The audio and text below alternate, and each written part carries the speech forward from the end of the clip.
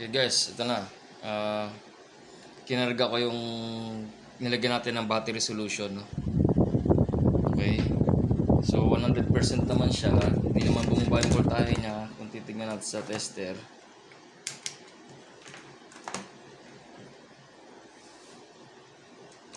Tester. Yan.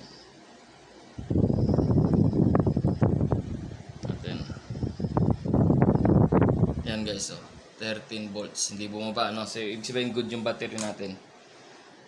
Ngayon, may timer pa to eh. Yung may auto shutdown siya dahil naka-battery operated, no? Kasi hindi naman siya nakasaksak yan. Eh.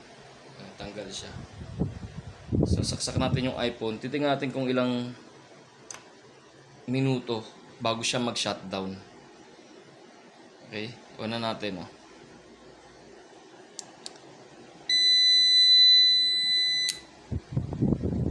Okay? Yan, lagyan natin muna yung ano sa ano. Kailangan natin malaman kung ilang minuto yon. 12:07 siya, ano ito, nag-charge. 12:07. Tignan natin. Tapos 26% yung battery niya. So 27 na. Agad. 26 kanina. Okay. 12:07. Tapos titignan natin kung ilang minuto. Tapos ilang percent yung madadagdag. Yan ang obserbahan natin.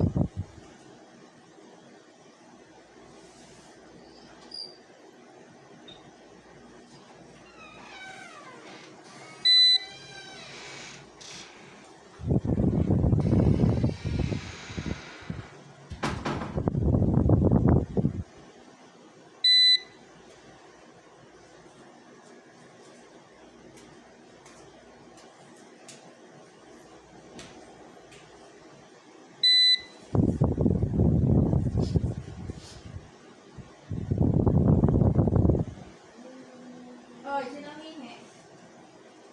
Siya. Yan, yan. Ito talaga eh.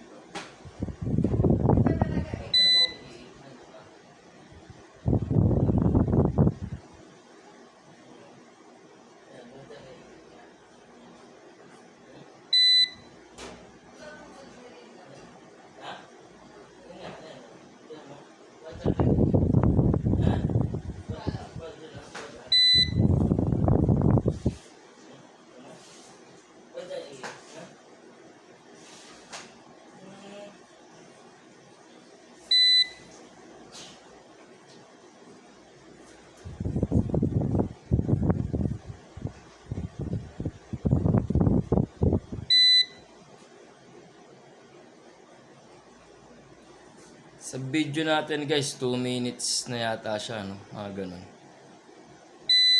Okay. Tingnan natin kung magsha-shutdown. Yun ang di ko alam. Kasi wala pa akong ginagawa dyan eh. Kumbaga, aftermarket pa tong anong to eh. Itong UPS na to eh. Gusto ko siyang gawing power station. So, kasi itong baterya na to, maliit lang to eh. Parang 8 amp hour lang yan. Tingnan mo kung makikita nyo guys, oh. Oh, yan, oh. 12 volts 8 AH. Okay? Masyadong mababa yun. Para pagka nag-brown out at makakasaksakan ng ng ilang oras, wala. Mababa. Okay, so gusto ko siyang gawing power station pero hindi nagsha-shutdown. Kasi ito may timer pa to eh. Yan mga relay niya, oh. May timer pa to na magsha-shutdown siya pagka nasa battery operation. Kasi wala pa naman to, hindi nakasaksak eh. Ayan, oh. Ayan siya. Antayin lang natin siya mag-shutdown.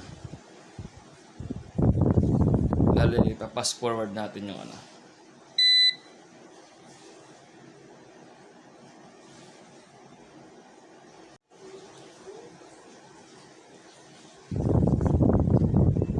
Okay guys, doon naman sa yan, oh, yan tunog na yan regarding sa buzzer na yan. Okay? Pagka meron kang UPS na nabili, mga old UPS nabili nyo sa junk shop o ano, tanggalin nyo lang to, itong speaker na yan. Unsolder nyo lang yan, tanggalin nyo. Mawala na yung tunog na yan. Okay, so, pero ang importante kasi matanggal yung pinaka parang ano niya, yung internal clock niya para hindi siya mag-auto shutdown. Yun ang importante rito na matanggal sa board na to. Yan guys, namatay na oh. Wala nang ilaw oh. Okay? Ayan, 12:07, parang approximately 5 minutes magsha-shutdown siya. Pero pwede niyo ulit siyang i-on yan. Tingnan muna yung charge niya kung ilan nadagdag. Oh, from 26 naging 31, 5 din.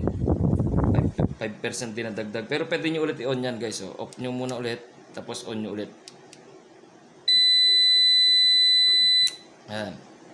Yun ang tatanggalin natin sa ano na to, sa UPS na board na to. Yung timer na 5 minutes.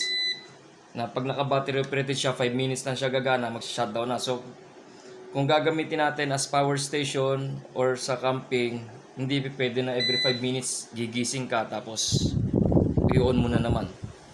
No? Hindi pwede yun. So, yun tatanggal natin. Sa next video, tuturo ko yun. Paano natin tatanggal. Babaklasin natin to. Itong board na to. Okay? Peace out.